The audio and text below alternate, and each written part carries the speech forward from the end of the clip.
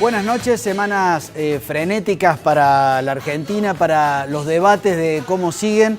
Como ustedes saben, nosotros no hemos ocultado desde nuestra institución Civilitas la cercanía que tenemos por Patricia Bullrich, sus equipos técnicos, los hemos ayudado, así que hemos mirado con renovado interés lo que fue este segundo debate y también con alguna preocupación por ver cómo se van crispando ciertos modelos, ciertas propuestas, se van hacia los extremos. Eso no es bueno para la Argentina. Pero bueno, hoy no nos vamos a dedicar a la coyuntura, sino que nuevamente los convocamos a ir a los temas de fondo. Y como ustedes saben, con Carmen, hace tiempo que venimos impactando en la cuestión de educación.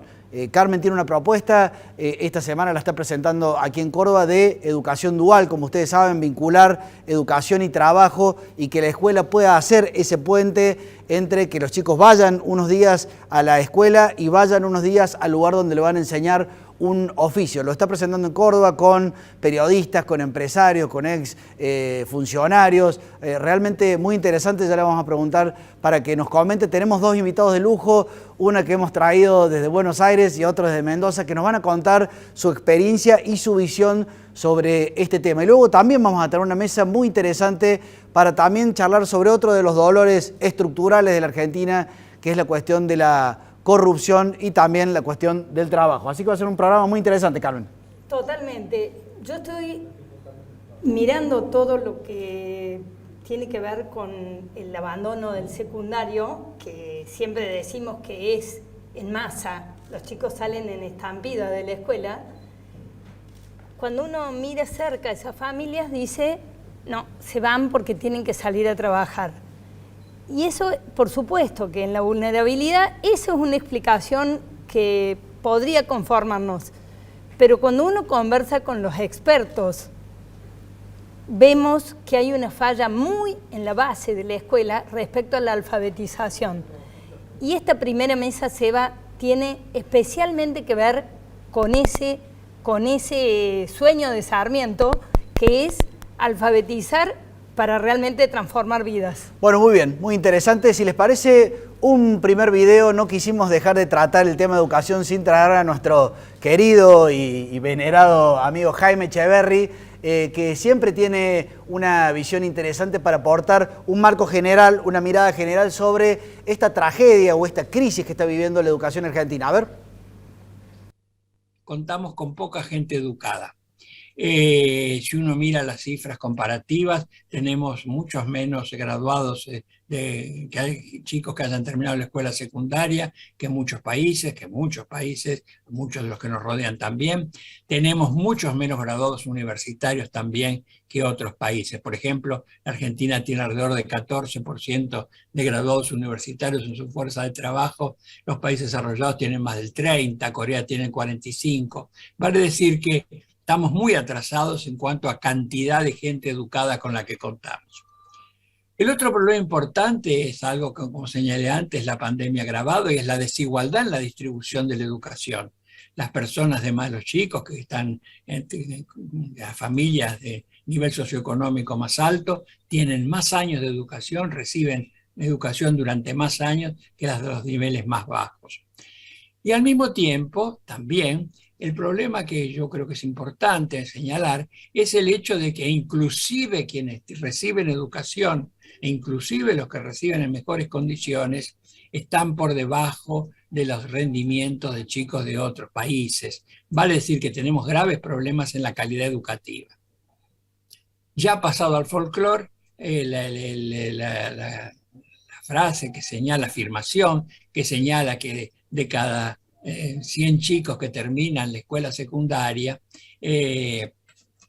la mitad tienen problemas para comprender lo que leen, y solo 2 de cada 3 son capaces de hacer un simple proceso de abstracción vinculado con la matemática, un porcentaje, una regla de 3. Vale decir que todas las evaluaciones, tanto las nacionales que se realizan desde los años 90 como las internacionales, todas sistemáticamente desde entonces, desde los años 90, hace más de 30 años, vienen demostrando lo mismo. Siempre se comprueba la misma cifra.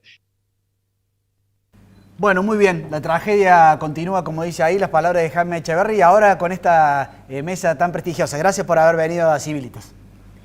Victoria, vos estás trabajando desde Tandil, no desde Buenos Aires, pero sí con gente en todos lados, por la alfabetización en Argentina. Y para darle un poquito de pimienta, tenemos un plan. Tenemos un plan y el plan empieza por convencer al sistema educativo que no importa dónde hayas nacido, podés aprender a leer y escribir en primer grado. Creo que después Jaime va a contar muchos más detalles, pero creo que este es el punto crucial, que nos saquemos el fantasma de que solamente si en tu casa había libros, si tu mamá te leyó, solamente con todas esas condiciones dadas podés aprender a leer y escribir. Y no es así.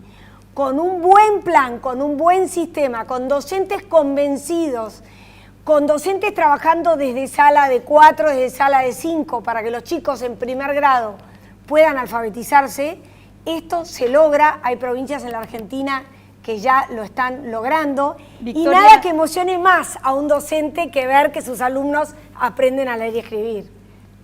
Vos descubriste que la Argentina no había expresado en sus objetivos que queríamos enseñar a leer.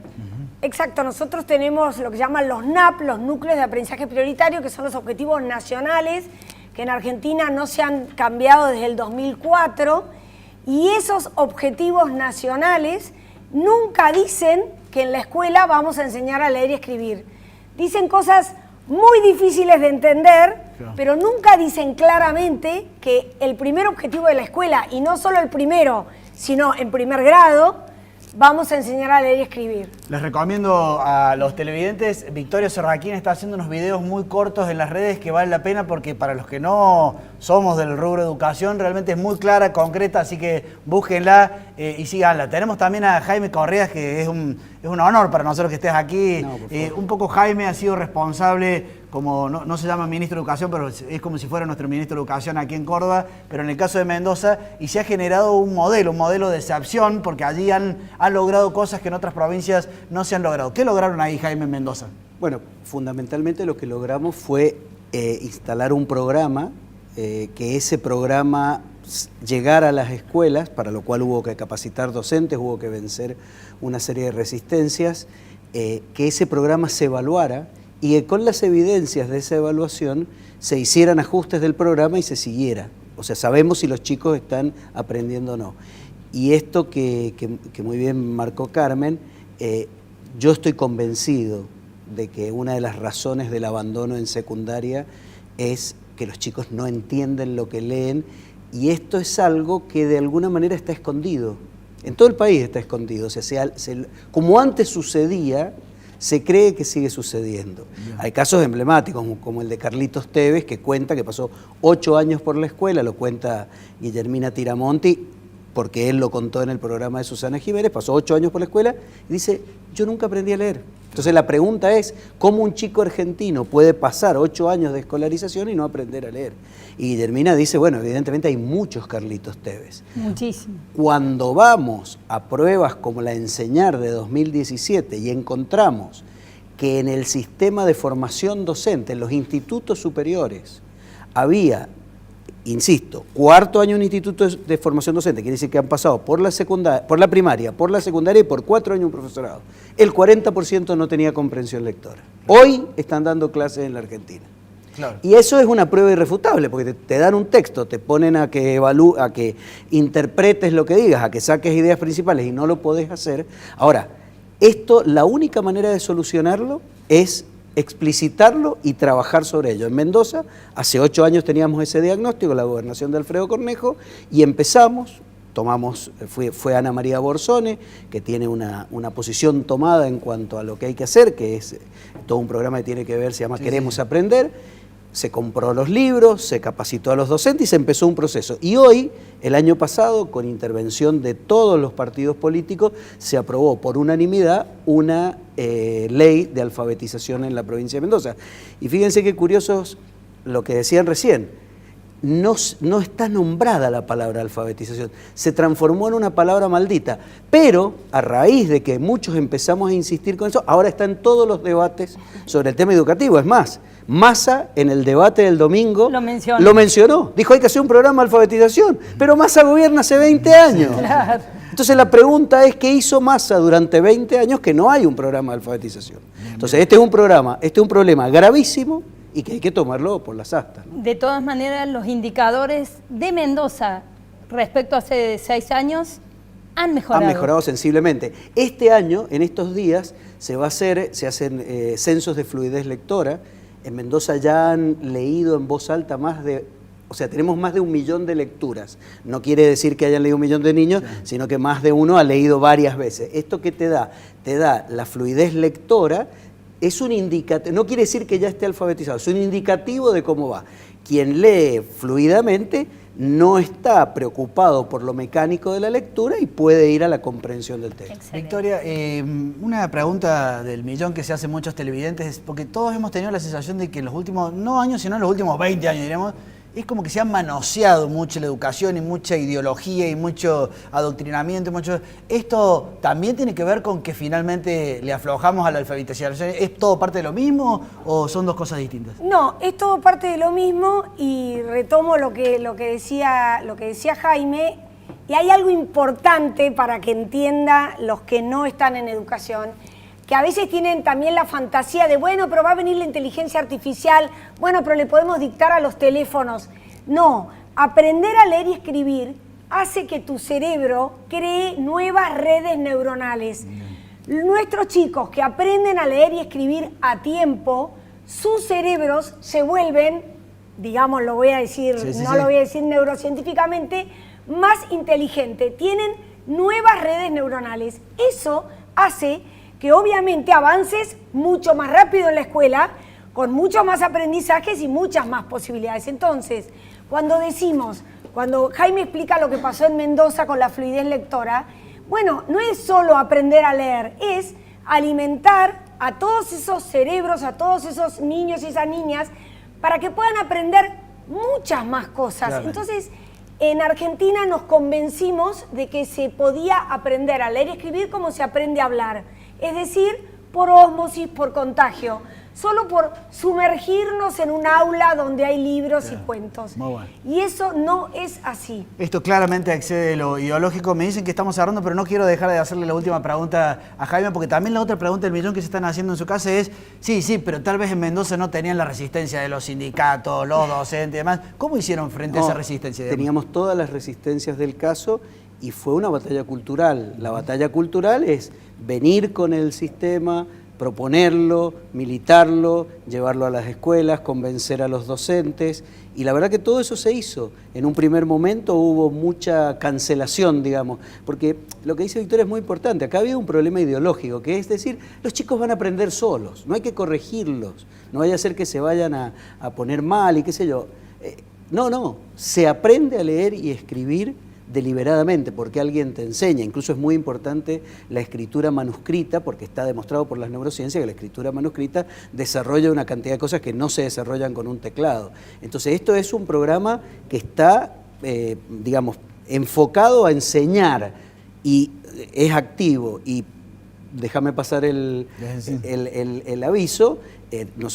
Yo estoy trabajando particularmente desde Mendoza con el equipo de Patricia Bullrich y nosotros tenemos ya armado una propuesta de un sistema, eso que Massa propone que va a hacer, que no lo va a hacer, porque si ya no lo hizo, no lo va a hacer.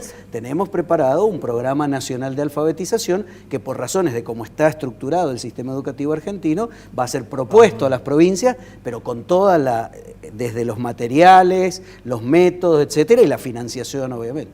Gracias por haber venido y gracias por convertir esto en una causa. Claro, ¿cuál es la prioridad? Vamos a hablar seguramente, tal vez al final hacemos una columna. La prioridad es la inflación, la prioridad es la inseguridad. Pero ¿qué es lo importante en la Argentina? Esto de lo que estamos hablando aquí. Por eso este segundo video, hay un grupo que también está muy vinculado con Carmen, han trabajado juntos de Argentina por la educación. Y también ellos nos acercan este breve resumen de la crisis de la educación argentina para luego ya ir a otra mesa. A ver. Hola, soy Ignacio Ibarzábal, director ejecutivo de Argentinos por la Educación. Lo que me gustaría es compartir un panorama de la educación argentina hoy. Hace tiempo se habla en nuestro país de una tragedia educativa.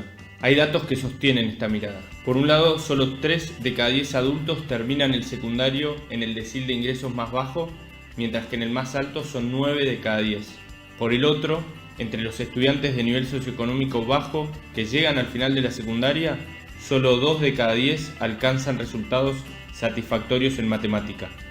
Este desafío, que ya era difícil, vino a ser profundizado por la pandemia.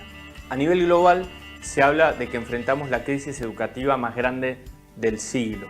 Lo que se demostró, en otras palabras, es que todavía hoy la escuela es irreemplazable. Y lo que pasó es que en la Argentina, así como en muchos otros países, no estaban dadas de ninguna manera las condiciones para la educación a distancia. Hay 2 datos que muestran esto.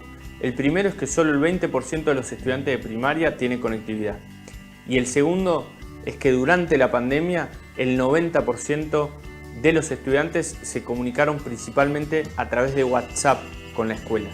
Esto habla de las enormes dificultades que hubo para el proceso pedagógico el año pasado. Con este escenario los resultados serán esperables y hoy las estimaciones hablan de que más de 1 millón de estudiantes habrían abandonado la escuela.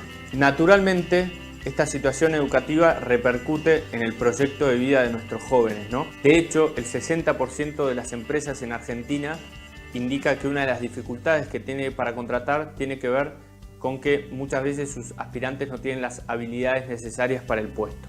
¿El panorama es crítico? Sí, pero también hay signos de esperanza.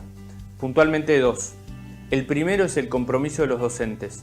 Los datos muestran que, a pesar de todas las dificultades, mantuvieron durante toda la pandemia el vínculo con los estudiantes y lo hicieron con una perseverancia admirable. Y el otro son las familias, los padres, las madres, que fueron claramente el gran protagonista en educación del año que pasó.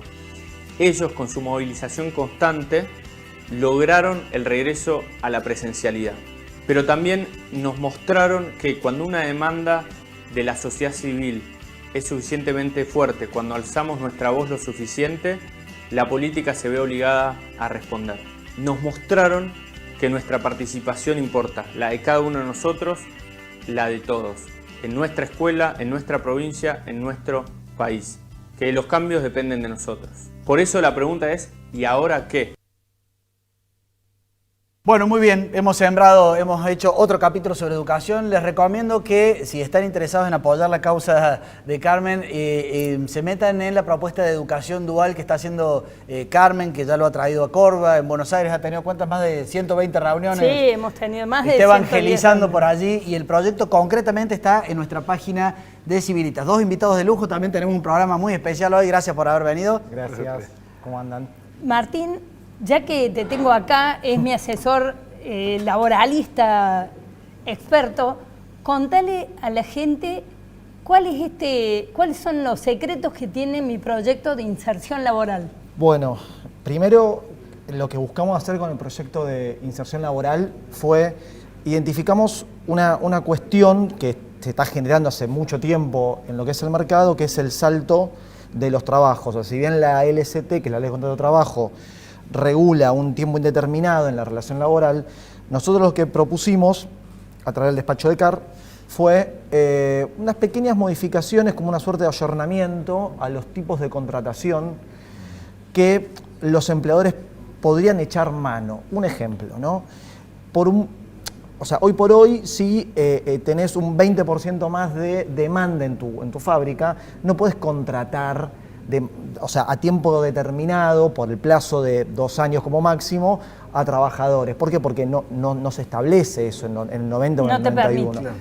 Claro, no está legislado. Bueno, eso es una de las tantas modificaciones que estamos agregando, como también el contrato de formación, que esto es una novedad para aquellos jóvenes de hasta 26 años que salieron de la secundaria y tienen que dar el salto mortal entre terminar la secundaria y tener el primer trabajo, poder tener ese contrato de formación, el contrato de inserción laboral que transforma los planes de asistencia que da el Estado en trabajo registrado. O sea, todo este paquete de contratos que en el proyecto de ley que está en el Senado, que se presentó el año pasado, al empleador le da un beneficio de que el primer año tiene como un subsidio en las cargas, en las contribuciones patronales, y el segundo año un 50% en el pago de las mismas.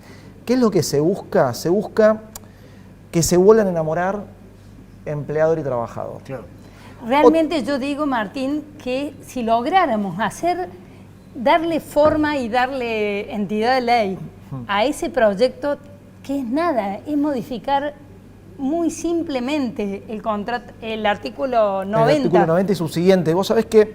Eso ya le daría un dinamismo a la economía argentina y al mercado laboral que sería fabuloso. Hay un gol, hablando en términos futbolísticos, hay un gol que es todo tuyo, porque vos lo presentaste el año pasado, el proyecto de inserción laboral, ¿no? O sea, el laburo que lo hicimos, lo presentaste y dijiste, sí, me gusta, le pongo el gancho.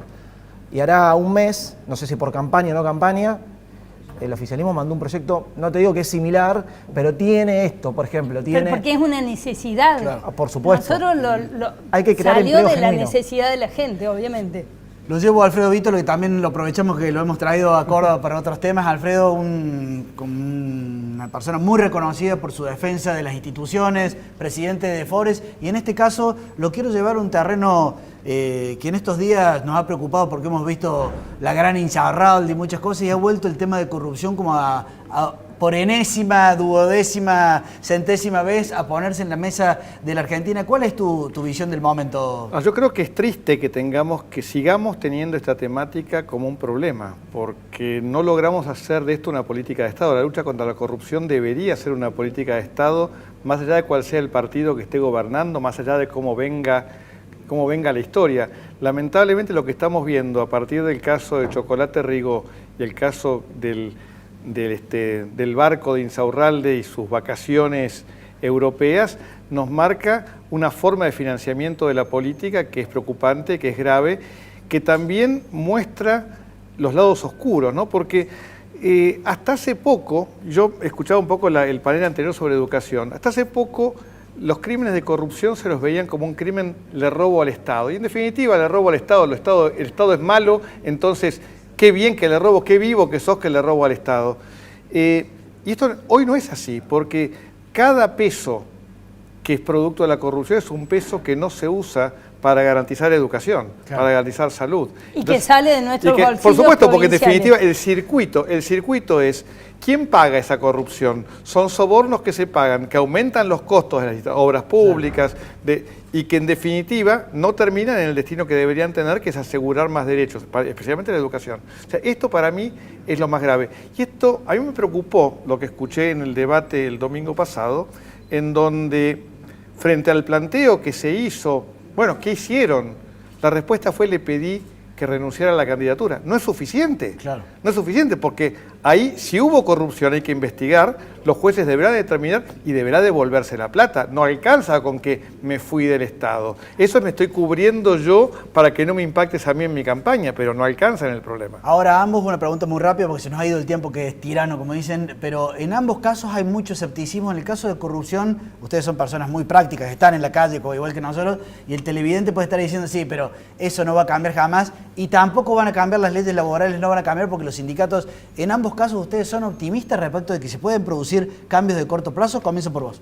Yo creo que sí, porque en el caso del proyecto de inserción laboral, a los sindicatos les conviene porque serían más afiliados. Su masa crítica, su masa de representatividad, haciendo las cosas bien, por parte de ellos, que eso ya nos excede, tendrían mayor volumen de representatividad. Aparte, es algo que haría bien al mercado laboral, haría bien al crecimiento de la Argentina. Ayudaría. ¿Y en tu caso? Yo soy optimista porque creo que es una demanda de la sociedad. Creo que la sociedad se ha dado cuenta de esto. O sea, el resultado de las elecciones, más allá de algunas lecturas más chiquitas, está pidiéndole a la sociedad está pidiendo a la política que se ponga los pantalones y rompa con la trama de corrupción. Claro. O sea, que no es aceptable en ningún escenario. Entonces, bueno, ahí está el punto. Y está en ver cómo hacerlo para realmente romperlo y con efectos duraderos. un lujo tenerlos Totalmente. en nuestra mesa y gracias Seba, por nos estar en estamos Córdoba. yendo. No, pero no nos estamos yendo, sino que hay un siguiente video final, me parece. Tenemos tiempo para el video porque Melconian estuvo en Córdoba y aunque no es exactamente su filmación, sí tenemos unos minutos de una presentación muy similar que hizo en Bloomberg, digamos, y vamos a rescatar algunas de sus reflexiones. A ver. La herencia estructural es el estancamiento económico, el régimen de alta inflación, la debilidad inversora. Es un conjunto de cosas que ya las conocemos. Esto empezar hace un año, 6 meses o dentro de 3 meses, la herencia estructural es conocida. Es muy importante para nosotros porque es lo que nosotros llamamos el punto de partida. Y lamentablemente se ha contaminado con una herencia del último día. El tipo de cambio real oficial, la brecha, la deuda por importaciones, el nivel de reservas negativas, ahora el déficit fiscal y la deuda flotante, la recaudación que nos han comido, la inercia inflacionaria, es lo que nosotros llamamos además punto de partida de la herencia del último día. El programa se va a dividir en 3. Tiene un bloque de estabilización de la macro, que es ir con tapones de punta contra la tasa de inflación. Tiene un bloque que es la reforma del sector público, que está referida a la sostenibilidad fiscal estructural de mediano plazo. Y tiene un bloque de reorganización de la actividad privada, que no solo se nutre de una amplia desregulación y reforma en el sistema de relaciones laborales, sino es el embudo de captación de la micro, de minería, agroindustria, servicios financieros, política comercial, economía del conocimiento, energía, defensa de la competencia. Somos absolutamente receptivos con el sector privado, único motor de crecimiento, a quienes personalmente conocemos hace 35 años. Y somos receptivos, ¿por qué? Porque somos decentes, porque podemos hablar con ellos transparentemente, porque no somos coimeros y porque tenemos que aprender del sector privado que sabe hacer negocios cómo es su microeconomía. Y además tenemos que arbitrar intereses, muchas veces entre integrantes del mismo sector, no entre sectores. Bueno, muy interesante la reflexión completa de Melconian. Está también en nuestro canal de YouTube de Civilitas. Hizo una presentación de 1 hora, solamente hemos podido rescatar 3 minutos. Carmen. Bueno, usted ha mencionado, hemos tenido más de 110, 112 reuniones hablando con la gente, evangelizando, dicen. Lo que busco son socios y lo que queremos es transformar la educación, transformar el trabajo. Lo único que sabemos hacer es trabajar, ¿verdad? Sí, sí. Y alguien nos ha dicho, si trabajas mucho, a la larga construís poder. Por lo tanto, vamos a seguir trabajando, construyendo ese de abajo hacia arriba que hace tantos años que lo pregonamos. Un comentario final y ya nos vamos, así como el miércoles pasado hicimos una crítica a Schiaretti. En este caso hacemos una crítica sobre cuánto vamos a dejar que los candidatos se vayan fuera del sistema. O sea, esto de libre portación de armas, libre portación de órganos. Puede ser que uno dice, no, es parte de la riqueza y por supuesto todo el mundo tiene la libertad de proponer lo que quiera. Pero como sistema argentino, ¿cuánto va a admitir que uno tironee y diga, no, esto lo vamos a sacar, vamos a dejar? Yo creo que ciertas personas, sobre todo ciertas personas muy comprometidas, ha llegado el momento de que salgamos a la calle y defendamos algunos principios y valores, porque esto se está desmadrando un poco y hace falta poner los puntos sobre las IAs. Así que los espero en la calle, a los que yo sé que nos están mirando porque ven mucho nuestro programa, porque hace falta que salgan a la calle a decir, che, hasta acá, pero de acá para allá ya esto está fuera del sistema. Nos vemos el miércoles que viene. Adiós. Adiós.